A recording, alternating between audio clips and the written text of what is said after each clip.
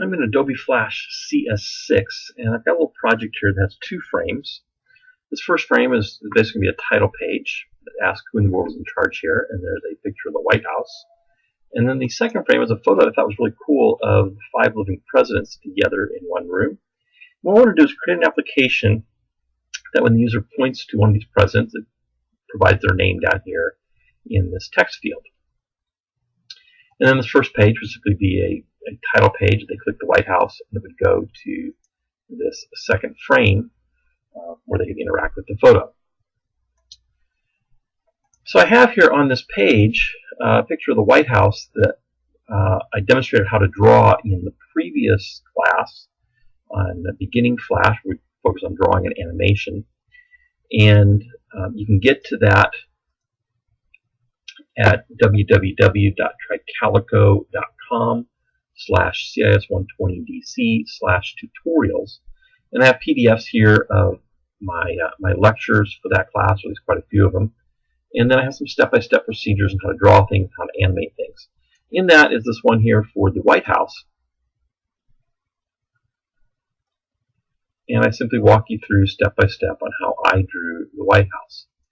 And let's very quickly go through this, but you can walk through this and actually practice this step-by-step. Okay, so that's how I drew the White House. I'm going to go back to Flash. And we can make a button out of anything. In the previous course, we used text primarily for buttons. And I want to make this image of the White House into a button.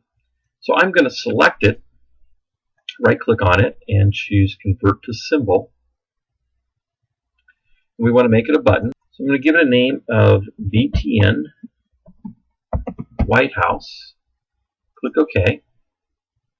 And I'm going to double-click on that button to go into the timeline for that button. You remember that buttons have 4 frames, corresponding to 4 different states. How it appears in the up state, how it appears in the over state, how it appears in the down state when the user clicks on it, and then the hit state is the area that interacts with the button. I'm going to go to the over state frame here and add a keyframe. And I'm going to double click on the White House, burrow down into the grouping that I created there several times. And to make it a little bit easier, let's zoom in.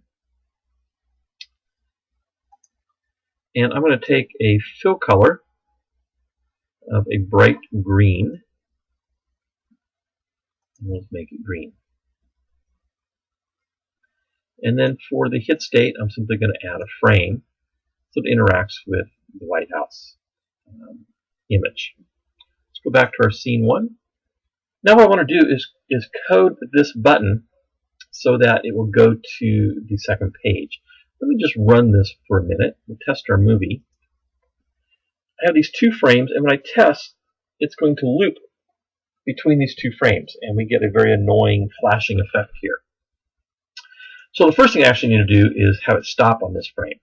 I'm going to add another layer called Actions. I always add my Actions layer at the top, and it's usually my second layer. We'll add another layer in a minute here called Labels. But I like to have my Labels and my Actions layer at the very top as layers 1 and 2, and then all the content for my animation or my project comes on the layers below that. And that helps me be able to find my actions. They're always in that Actions layer, and they're not dispersed into other layers. I'm also going to lock this layer because I don't want to draw into it accidentally. I'm going to right-click on the keyframe of frame 1 and go down to Actions. And my first action here is going to be the word stop. It's a keyword, comes up in blue.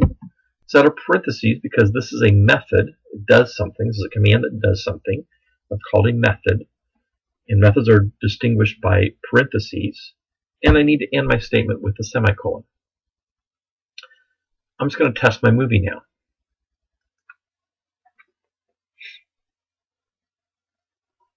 And you'll see it does in fact stop on the first frame.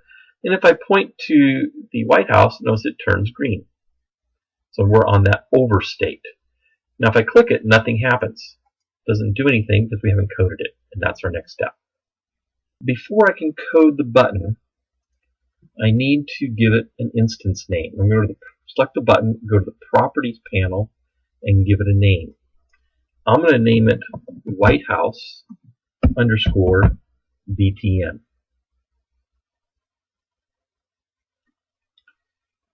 and then I'm ready to code the button. I'm going to do the code in the actions layer, in that same place where I put the stop command. But before I do that, let me talk about the syntax of the code I'm going to write. So we're going to create what's called an event listener. To do that, we need to know the instance name. I'm going to follow it with .addEventListener, and addEventListener is a method. Notice the parentheses there. And inside the parentheses, I'm putting two arguments or two parameters. The first one is the event that's going to listen for, and that's going to consist of an event class, dot, and a specific event of that class. And then I'm going to give it a function name as a second parameter, the function it should execute when this event is triggered.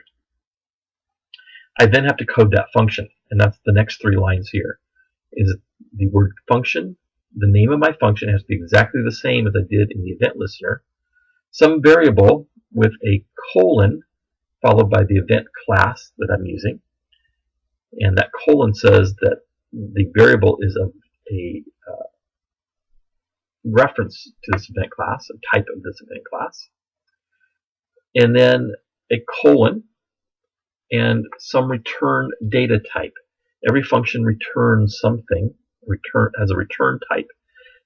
In the case of my White House button, it's not going to return anything. So we have a method, or we have a data type called void that I will put in here, and then a set of curly brackets in the whatever statement or statements I want to execute when this function is triggered. So if we were to look at coding the White House button, my instance name is whitehouse_btn .addEventListener, and in the semicolons I'm going to use the mouse event class, but in particular the click event. And the events here are capitalized, and case sensitivity is extremely important. If I type this as lowercase or capital C, lowercase lick, it's not going to work. And then my function name, and I start my function names with a capital letter. It's Pascal casing, or also referred to as camel casing, but with an uppercase letter to start with. Variable names generally start with lowercase letters. Function names or methods. A function and a method are really the same thing. Those start with uppercase letters. Remember to do the semicolon at the end of the statement. And then we have to define our function. So function, goPhoto. goPhoto is the same as I had in the event listener. My variable I'm using is just the letter E. A lot of programmers use EBT for event, but you could name it. You could use Fred if you want. Colon. It's of a data type of the mouse event class. My data type is void, returning nothing. Got a colon void, and then my curly brackets, and inside I have a statement of go to and stop, and in parentheses 2. This tells it to go to the second frame and stop there.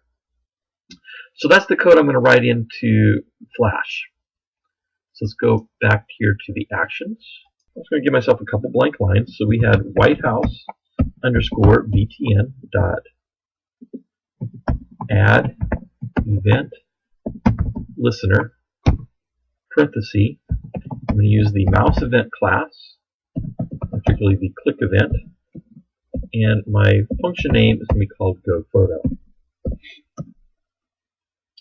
And I'm going to write that function.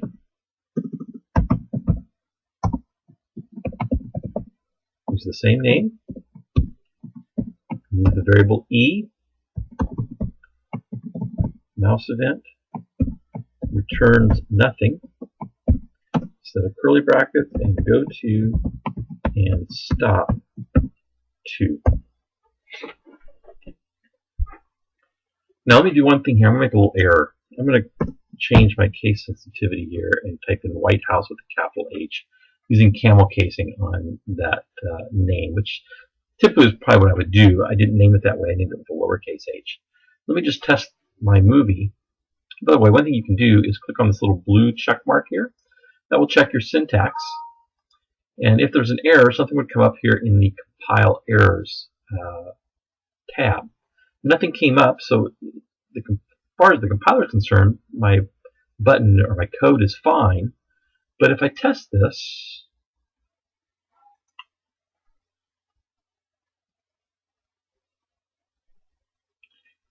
it's cycling back and forth between those two frames. So my stop button, stop action is no longer working.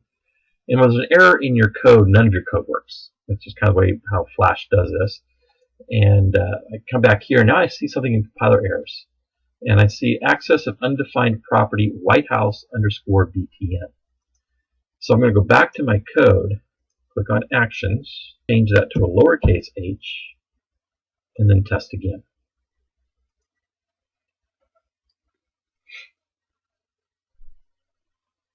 And so now it stopped on frame 1, and I come down to my button, and I click on the button, and it goes to that second frame. So my code is working. I'm going to make one more slight change here. I'm going to add a labels layer. I'm going to name this layer Labels. I'm going to lock that layer. And on frame 1, I have a keyframe. I'm going to give that label a name. I'm going to name it Title. And then I'm going to create another keyframe, inserting a blank keyframe on frame 2 of the labels layer. I'm going to give it a name. I'm going to call it Photo, lowercase. So now I can refer to the frames rather than numbers. I can refer to them by names. That's a little more meaningful. I'm going to go back to my code and change this. Instead of the frame number, I can use the frame label here. It has to be in quotes.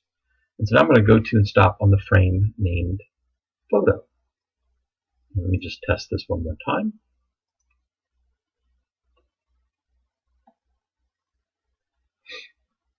Click on my button, and it goes to the frame named Photo. So in the next video, we'll look at how to make some transparent buttons where we can point to the different presidents and have their names appear at the bottom.